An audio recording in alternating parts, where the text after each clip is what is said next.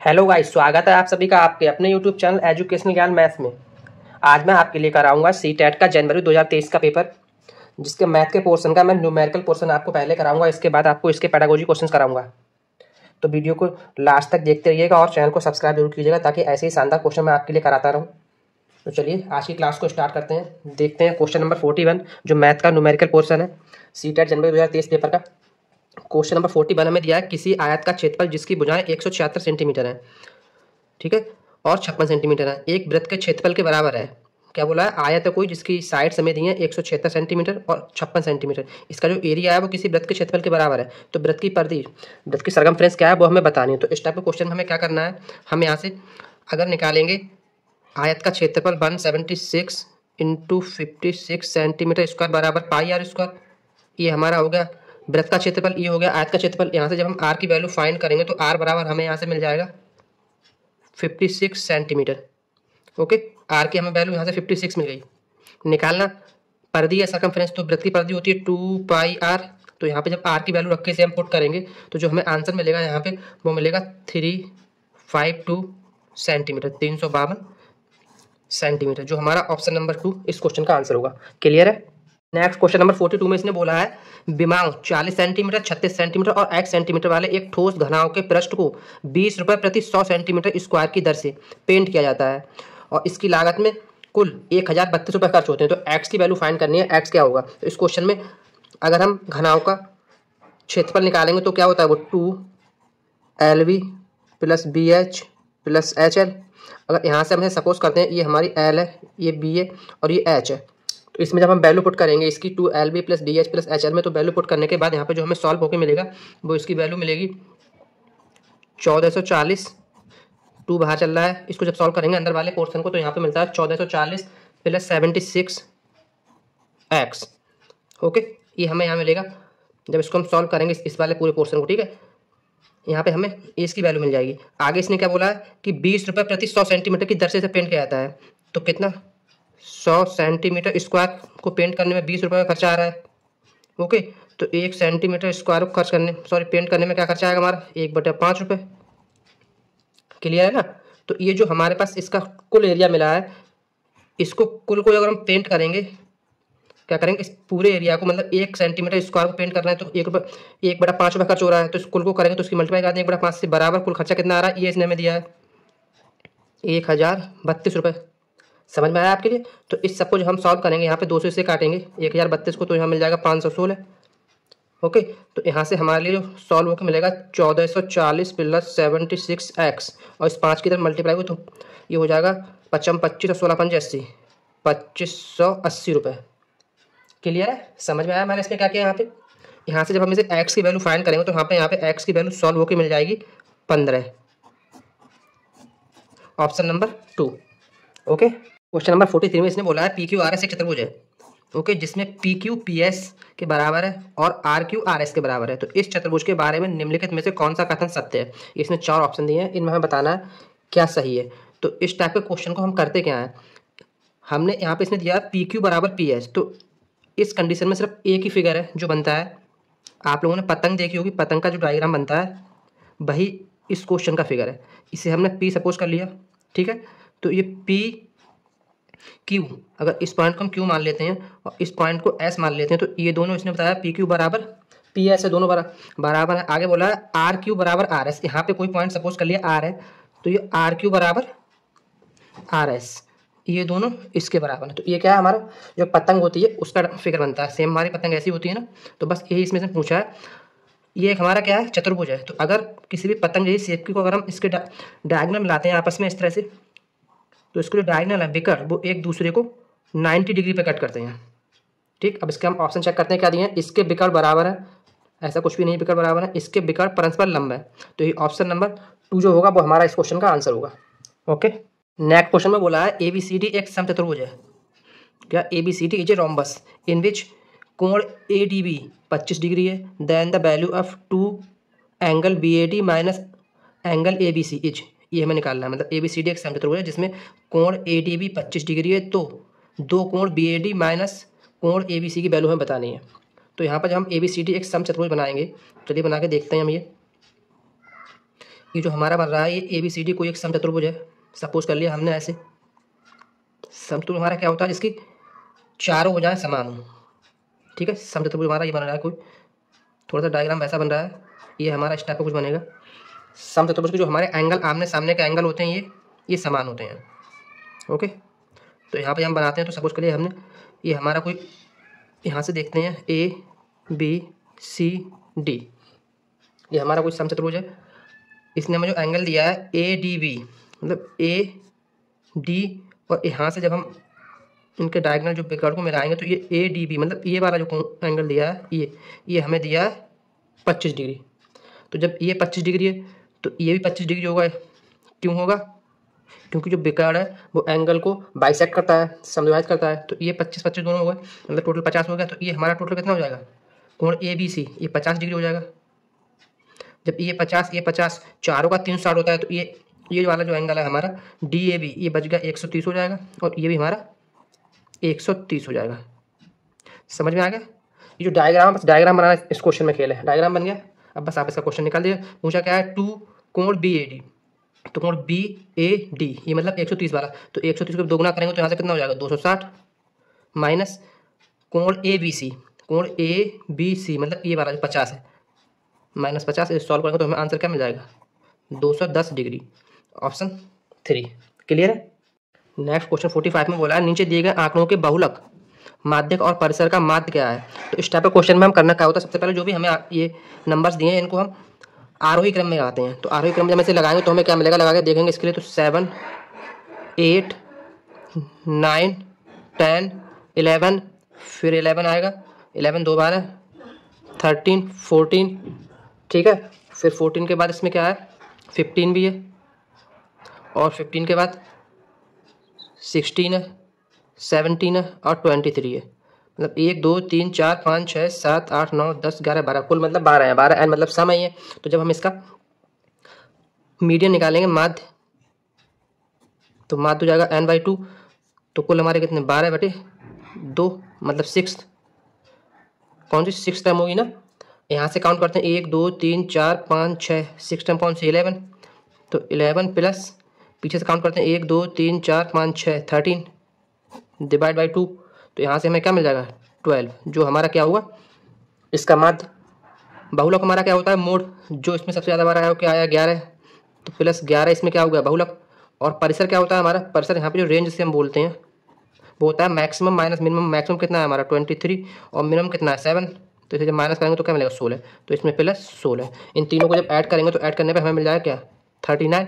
निकालना क्या है? माध्य, मीन। तो मीन हमारा क्या होता है? औसत। तो इन तीनों को ऐड करके 39 मिला, डिवाइड करेंगे बाई 3 से, तो हमें यहाँ से क्या सॉल्व करके मिल जाएगा? 13। ऑप्शन नंबर 1 क्लियर है। नेक्स्ट क्वेश्चन 46 दिया है यदि x ये हमें दिया है और y ये दिया है, तो 1/x प्लस 1/y की वैल्यू फाइंड करनी है। तो इसमें हमें करना क्या है? ये 198 है, इसके हम फैक्टर करेंगे तो x बराबर हम यहाँ पे निकालेंगे, अंडर रूट में इसके फैक्टर करेंगे तो फैक्टर इसके हमें मिलेंगे 2 गुणा 3 गुणा 3 11, ये 198 के फैक्टर मिलेंगे। सेम ऐसे ही जब 550 के हम फैक्टर करेंगे तो वो हमें मिल जाएंगे 2 गुणा 5 गुणा 11 गुणा 5, ठीक है। ये हमें इसके फैक्टर मिल गए यहाँ से। अब यहाँ से हम कॉमन लेंगे, क्या है? हमें अंडर रूट दिया है, तो यहाँ से कॉमन लेंगे तो क्या आएगा? 1 2 ये और 1 2 ये, 2 यहाँ बाहर आ जाएंगे, 3 यहाँ पे, तो 1 3 बाहर आ जाएगा, 11 डबल है तो 11 बाहर आ जाएगा, और 1 5 बाहर आ जाएगा। ये जब यहाँ से हम इसके सॉल्व करके देखेंगे तो हमें यहाँ से मिलेगा 330, ठीक है। एक्स की वैल्यू हमें क्या मिल जाएगी? 330।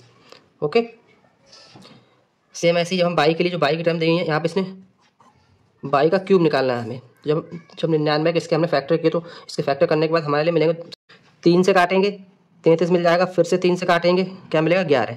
तो ये हमारे किसके? 99 के फैक्टर हो गए। सेम ऐसे ही ये 363 है, जब इसके हम फैक्टर करेंगे तो हमें यहाँ पे मिल जाएगा 3 से काटेंगे गुणा 11 गुणा 11, ठीक है। ये हमें इसके फैक्टर मिलेंगे। यहाँ से जब हम ये क्यूब रूट निकालना है तो जब क्यूब रूट में क्या, ये एक तो 3 बाहर आ जाएगा और एक 11 बाहर आएगा, तो बाई बराबर हमें क्या मिल जाएगा? 33। क्लियर है। निकालना क्या है? 1/x plus 1/y। तो यहाँ से जब हम इसे सॉल्व करेंगे तो 1/x यहाँ पे 330 प्लस बाई की जगह पर 1/33। जब 1/33 यहाँ से क्या आ जाएगा? कॉमन, तो इसमें क्या रह जाएगा? 1/10 प्लस 1, तो यहाँ से हमें मिल जाएगा 11/10। क्लियर है। जब इसे काटेंगे तो यहाँ सॉल्व हो गया, मिल जाएगा 1/30। और जब इसे हम सॉल्व करेंगे तो हमें क्या मिलेगा 0.033 means option number 2। Okay. Question number 47 दिया है, इसमें बोला है पी बराबर, इसने ये वैल्यू दे दी है, ठीक है। तो पी को मानक रूप में, पी की जो स्टैंडर्ड फॉर्म है उसमें व्यक्त करना है, मतलब ये जो ऑप्शन दे इसमें स्टैंडर्ड फॉर्म कौन सी होगी पी की, तो पी की वैल्यू इसने हमें दे रखी है। तो यहाँ पे 10 की पावर 10 है, यहाँ पे 10 की पावर 9 है। तो हम इसको माइनस कब कर सकते हैं, जब ये दोनों, ये जो 10 टू दी पावर देंगे दोनों सेम हो। तो अगर हम इसे हम जब 10 की पावर 9 बनाएंगे तो हमने यहाँ पे क्या लिखा 123.4, मतलब मैंने पॉइंट एक जो था ये राइट हैंड साइड इधर बढ़ा दिया, ठीक है, इधर। अब जब हम पॉइंट राइट की तरफ बढ़ाते हैं तो यहाँ पे 10 टू पावर कितनी माइनस में बढ़ती है, तो इसमें जब 10 में से एक माइनस का 1 माइनस हुआ तो यहाँ पे 9 रह गया। अब जब इसमें से माइनस करके देंगे, इसमें माइनस करना है हमारे लिए किया 5.67 इंटू 10 टू दी पावर 9, ये तो हमें इसमें माइनस करना है। जब यहाँ से माइनस करेंगे तो यहाँ 0 सपोज कर लेंगे तो यहाँ कितना बचेगा हमारे लिए 3, समझ में आया आपके लिए, 3 7, ठीक है। कैसे किया, क्योंकि 10 हो जाएगा, 10 में से 7 जाएगा, 4 3 बचेगा, यहाँ हमारा जाएगा 13, 13 में 6 जाएगा तो यहाँ पे 7 बच जाएगा, यहाँ 2 रहेगा तो यहाँ पे 122 में से जब 5 जाएगा तो कितना 170 इंटू 10 टू दी पावर 9.2 के बाद। ओके। अब ये 170 पॉइंट, ये तो इसमें किसी में दिया नहीं है, ये जो हम देखते हैं ऑप्शन नंबर 1, यहाँ से हम फाइंड करेंगे तो 2 पॉइंट इधर बढ़ाएंगे तो 1.1773 10 टू दी पावर 11, जो क्या होगा हमारा इसकी स्टैंडर्ड फॉर्म पी की, option number 1। Okay. Next question 48 में से बोला किसी संख्या से -1/4 की पावर -1 को गुणा किया जाए ताकि गुणनफल ये -7/4 की पावर -1 का व्युत्क्रम हो। तो जब हम इसके लिए लिखेंगे तो इसे हम लिख सकते हैं -4, इसे 1 में लेके जाएंगे तो यहाँ से -4 मिल जाएगा। हम सपोज करें -4 में x से गुणा करने पर क्या मिलता है हमें, इसका व्युत्क्रम मिलता है। तो इसका व्युत्क्रम क्या यही होगा -7/4। कैसे होगा ये मैं आपको बता रहा हूँ।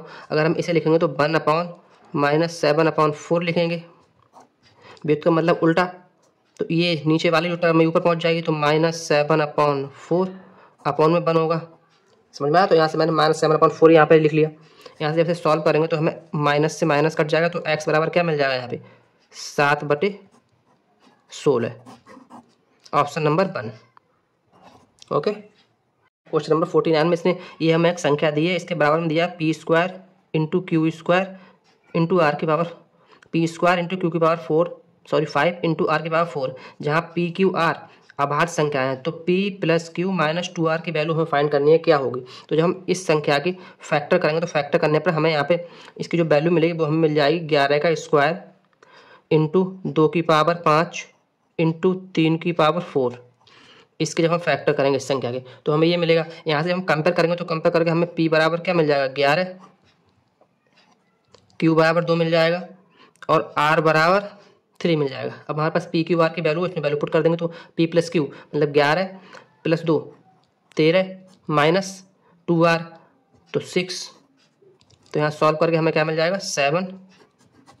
इस क्वेश्चन का आंसर ऑप्शन नंबर 2। क्लियर है। नेक्स्ट क्वेश्चन नंबर 50 देखते हैं। सुनीता द्वारा प्री बोर्ड परीक्षा में प्राप्तांक नीचे दिए गए हैं, ये इसने प्राप्तांक हैं इसके जो उसके दिए हुए हैं गिवन इस टेबल में। बोला क्या, यदि उपयुक्त आंकड़ों का एक पाई चार्ट बनाया जाता है तो सुनीता द्वारा गणित में प्राप्त अंकों को दर्शाने वाले त्रिज्यखंड का कोण कितना होगा, ये हमें निकालना है। तो जब इन सबको हम ऐड करेंगे तो ऐड करके हमें मिल जाएगा 400, ठीक है। मतलब कुल उसने 400 नंबर प्राप्त किए। कितने, इन 400 में से 96 उसने कितने मैथ में लिए, 400 में से 96 उसके मैथ में है। अब जो पाई चार्ट होता है हमारा उसका कुल एंगल कितना होता है 360, तो 360 से जब इसकी हम मल्टीप्लाई कराएंगे तो उसे सॉल्व करने पे हमें जो मिलेगा, चलिए सॉल्व करके देखते हैं। 0 से 0 कट जाएगा, यहाँ पे 4 से काटेंगे तो 4 9 36 और यहाँ 10, इसे काटेंगे तो 9.6। तो जब इसके मल्टीप्लाई कराएंगे तो 9 छक 54, 4 और 9 9 81 और 5 86, मतलब 86.4 डिग्री। ये हमें किस ऑप्शन में मिल रहा है देखते हैं। जिसको ऑप्शन दिए हैं 86.4 डिग्री, ऑप्शन नंबर 3। क्लियर है। नेक्स्ट 51 में दिया है किसी लंबवृत्तीय बेलन की लंबाई 1.2 मीटर है और इसका आयतन 4620 सेंटीमीटर क्यूब है। बेलन का वक्र पृष्ठीय क्षेत्र पर सेंटीमीटर स्क्वायर में क्या होगा, पाई की वैल्यू इसने हमें दे रखी है। तो किसी भी बेलन का आयतन हमारा होता है पाई r² h, इसने कितना दे रखा है 4620। तो यहाँ से हम इसकी वैल्यू पुट करेंगे 22/7, आर की जगह पे हमें आर निकालनी है r², h में दे रखा है 1.2 मीटर, मीटर को जब सेंटीमीटर में कन्वर्ट करेंगे तो हमें यहाँ से सेंटीमीटर मिल जाएगा 120 बराबर 4620। यहाँ से जब हम आर की वैल्यू फाइंड करेंगे तो आर की वैल्यू हमें मिल जाएगी 7/2 सेंटीमीटर। ओके, आर हमारे पास है, निकालना क्या है इस बेलन का वक्रपृष्ठ क्षेत्रफल, तो वो होता है 2πr/h। यहाँ जब वैल्यू पुट करेंगे तो 2 पाई की जगह पे 22/7, आर हमें जो मिला है 7/2 और h 120, तो 7 से 7 कट जाएगा। इस 2 से जब इसे काटेंगे तो यहाँ 11, तो इसको हम सॉल्व करेंगे, 11 दूनी 22 और 22 गुणा 120 जब इसकी मल्टीप्लाई कराएंगे तो मल्टीप्लाई करा के हमें यहाँ पे मिल जाएगा 2640 centimetre square. Option number 1 clear है। नेक्स्ट क्वेश्चन नंबर 52 हम देखते हैं। 52 में हमें दिया है, यदि एफ, बी और ई क्रमशः किसी त्रिभुजाकार प्रिज्म के फलकों, शीर्षों और किनारों की संख्याएं हैं तो निम्नलिखित में से कौन सा सही है, हमें बताना है। तो अगर कोई भी ट्रायंगल या त्रिभुजाकार प्रिज्म होता है उसमें आपको याद रखना है, यहाँ पे उसके जो फेज होते हैं उसमें 5 फेज होते हैं, वर्टिक्स 6 होते हैं और जो एजेज होते हैं किनारे वो 9 होते हैं। तो ये तीनों वैल्यू जब हम यहाँ इन ऑप्शन में पुट करके देंगे तो जो ऑप्शन नंबर 2 है हमारा 2f + 3b - 2e = 10, ये इसको फॉलो करेगा। रख के देखते हैं हम 2f तो 10 हो जाएगा, प्लस 3b 18 हो जाएगा, माइनस 2e तो ये भी 18 हो जाएगा, बराबर 10। तो 18 से 18 कट जाएगा, मतलब 10 = 10। तो ऑप्शन नंबर 2 क्या होगा हमारे इस क्वेश्चन का आंसर। क्लियर है। नेक्स्ट क्वेश्चन 53 में बोला है, एक रेखा ए बी पर एक बिंदु P स्थित है तथा पी क्यू एक किरण इस प्रकार है कि कोण QPA = 7x है और कोण QPB = 5x है, तब 8x - 10 डिग्री की वैल्यू हमें बतानी है, क्या होगा। तो इसको जब हम बनाएंगे, यहाँ पे ये डायग्राम इसका बना के देखेंगे तो ऐसा बनेगा। ये कोई रेखाखंड है AB, ठीक है। इस पे जो एंगल बनाएंगे हम, तो ये कोई पॉइंट यहाँ पे Q, तो ये एंगल जो दिया है इसने QPB 5x और QPA ये एंगल दिया है 7x। तो ये एक लीनियर लाइन है, तो एक ही लाइन में बने हुए दो एंगल हैं, तो दोनों का सम कितना हो जाएगा 180। तो 7x + 5x 180। तो यहाँ से जब हम x की वैल्यू फाइंड करेंगे तो वो हमें मिल जाएगी 15 डिग्री।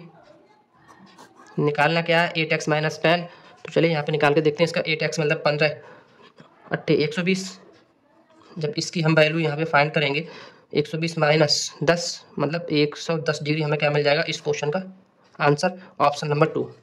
ओके, चलिए देखते हैं क्वेश्चन नंबर 54 में से हमें दिया है, किसी त्रिभुजाकार PQR की भुजा PQ पर S एक बिंदु है जो इस प्रकार स्थित है कि RS = PS = QS है। यदि कोण QPR = 15 डिग्री है तो ये जो हमें दिया है इसकी वैल्यू इसने फाइंड करनी है, क्या होगा। तो इस क्वेश्चन में करेंगे, चलिए डायग्राम बनाते हैं। यहाँ पर डायग्राम बना के देखते हैं, एक त्रिभुज बनाते हैं हम ये इस तरह से। ये ट्राइंगल हमने बना लिया, ठीक, PQR।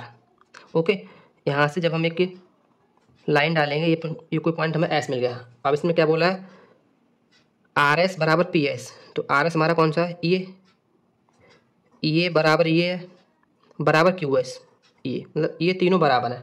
तो यहाँ पे एक थ्योरम होती है कि अगर ये दोनों ये दोनों लाइन बराबर हैं तो इनके सामने वाले कोण भी बराबर होते हैं। मीन्स इसके सामने कोण कौन सा है, एक ये होगा और एक ये होगा। तो इसने हमें कोण दे भी रखा है, कोण QPR मीन्स ये वाला जो एंगल इसने हमें दे रखा है 15 डिग्री। तो जब ये 15 डिग्री तो ये 15 डिग्री हो जाएगा।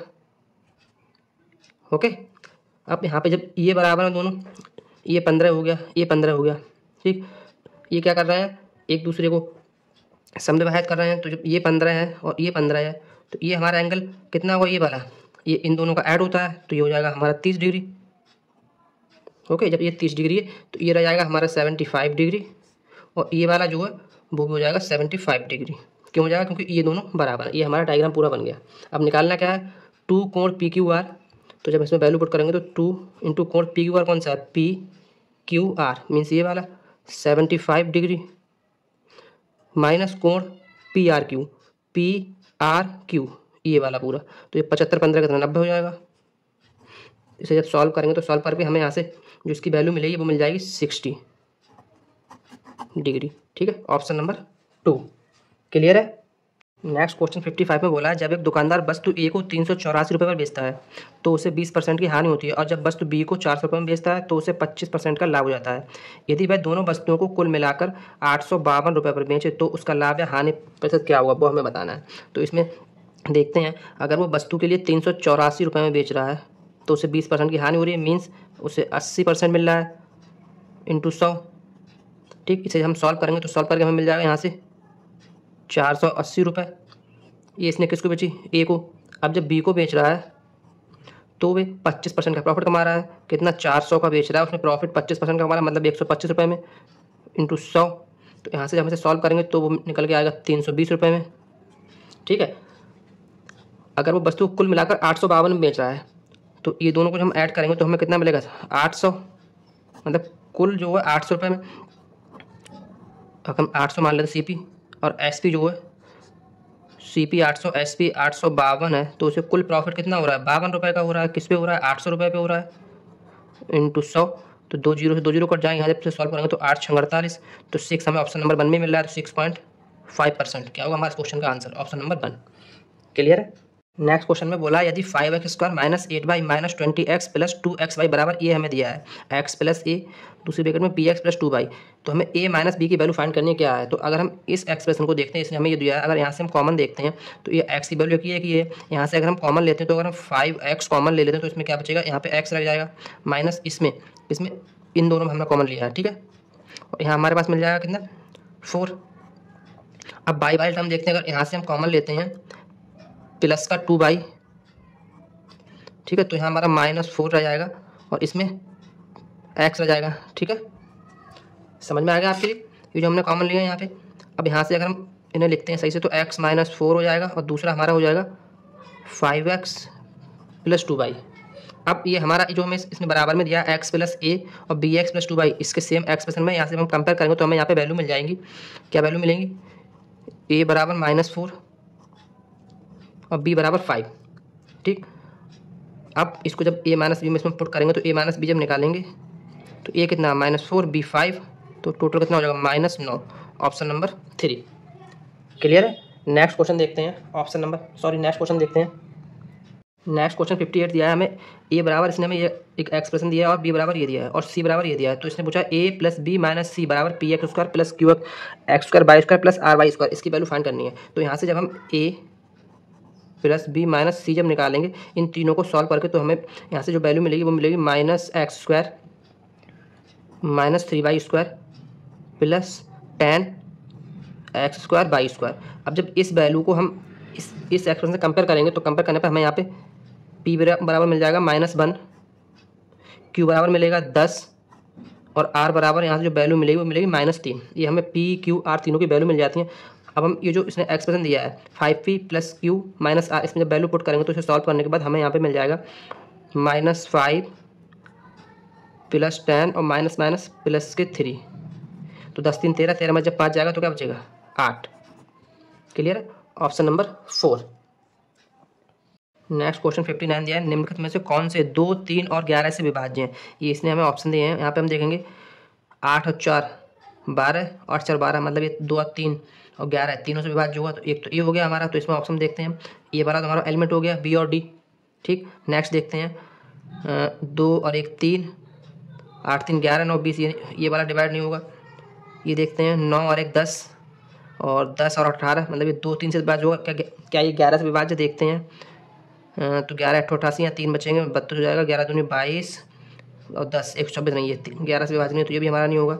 डी देखते हैं, तो हमारा डी बचा, ये हमारा होगा इससे डिवाइड। तो ऑप्शन नंबर ए और डी से क्या होंगे आंसर, जो ऑप्शन नंबर 3 में दिए हैं। ओके, क्लियर है। नेक्स्ट क्वेश्चन नंबर 60 में इसने बोला है समीकरण x plus 1 minus 2x plus 4 upon 5x 3 minus 5x बराबर 1/23 का हल है।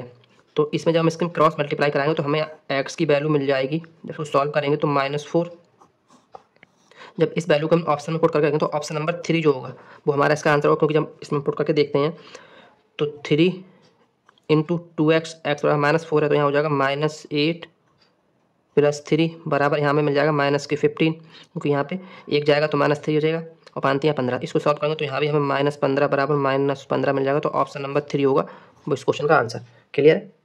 अब यहाँ से हम सीटेट जैन 2023 के पेपर 2 का जो मैथ का पोर्शन था उसका पेडागोजी पोर्शन स्टार्ट करेंगे। तो चलिए देखते हैं। क्वेश्चन नंबर 31 हमें दिया है, एक शिक्षिका अपनी कक्षा में दैनिक जीवन की परिस्थितियों में विभिन्न उदाहरणों की चर्चा करती है, जैसे कई अन्य पटरियों को पार करते हुए एक रेल पटरी, 2 अथवा अधिक सड़कों को पार करते हुए एक सड़क, अंग्रेजी वर्णमाला जैसे H और Z इत्यादि अक्षरों को। तो निम्नलिखित में से किस या किन अवधारणाओं को परिचय इन उदाहरणों द्वारा दिया जा सकता है। तो उसने क्या दिया, एक तो उसने H इसका उदाहरण दिया है, एक उसने Z, ठीक, ये उसने दो उदाहरण दिए हैं, तो इसमें हम देखते हैं रेखाखंड, तो उसमें रेखाखंड का कोई उदाहरण नहीं है।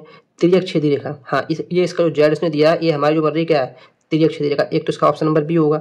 समांतर रेखा है, ये जो पटरी रेल लाइन की पटरी दी है ये हमारी समांतर रेखा होती है, तो ऑप्शन नंबर सी भी सही है। तो सही है। इसके विकल्प देखते हैं, विकल्प में क्या दिया है, किसमें दिया है, बी और सी, ऑप्शन नंबर 1। तो ऑप्शन नंबर 1 क्या होगा हमारा इस क्वेश्चन का आंसर, कौन से होंगे, ट्रांसवर्सल और पैरेलल लाइंस।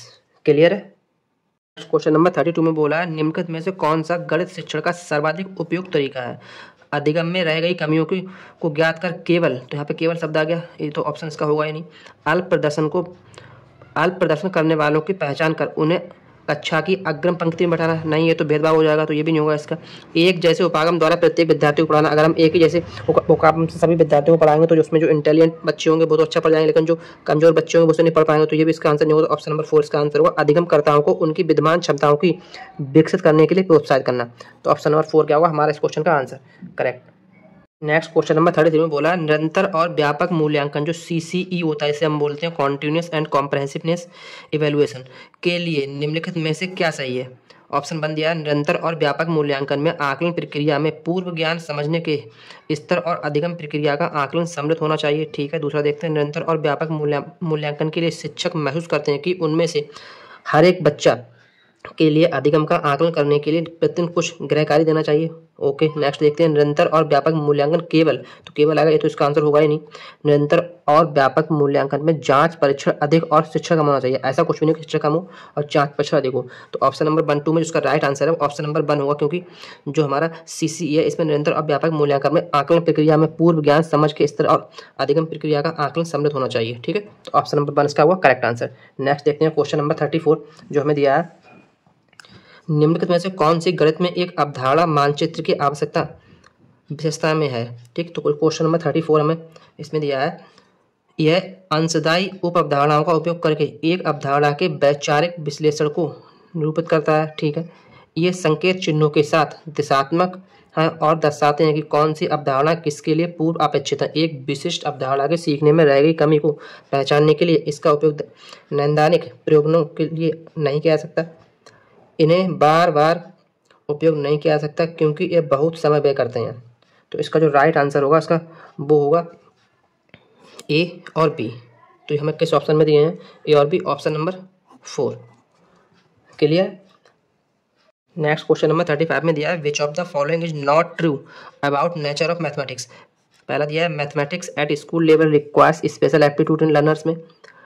ऑप्शन नंबर 2 दिया है primary concept in mathematics are abstract in nature में। Mathematics is based on deductive reasoning and mathematics is much more abstract and higher than most of the other subjects which children learn at the same age पे, ठीक। तो इसका यहाँ पे देखते हैं गणित की प्रकृति के बारे में निम्नलिखित में से क्या सही नहीं है, नहीं है ये पूछा है ना। तो स्कूली स्तर पर गणित में शिक्षार्थियों में विशिष्ट अभिव्यक्ति आवश्यक है, तो इसका जो राइट आंसर होगा वो हमारा ये होगा ऑप्शन नंबर 1, ठीक है। क्लियर है।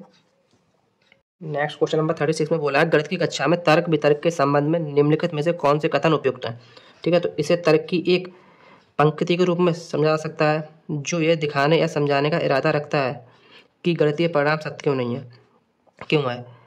यह अन्य अनुभवज्य विषयों की तरह ही हमेशा गणित में मददगार होता है। सी ऑप्शन दिया एक गणित शिक्षा में स्वतः शोध दृष्टिकोण का भी एक हिस्सा हो सकता है। और डी दिया है प्रारंभिक कक्षा के विद्यार्थियों के लिए यह कम उपयोगी है क्योंकि इसका मूल्यांकन कठिन होता है।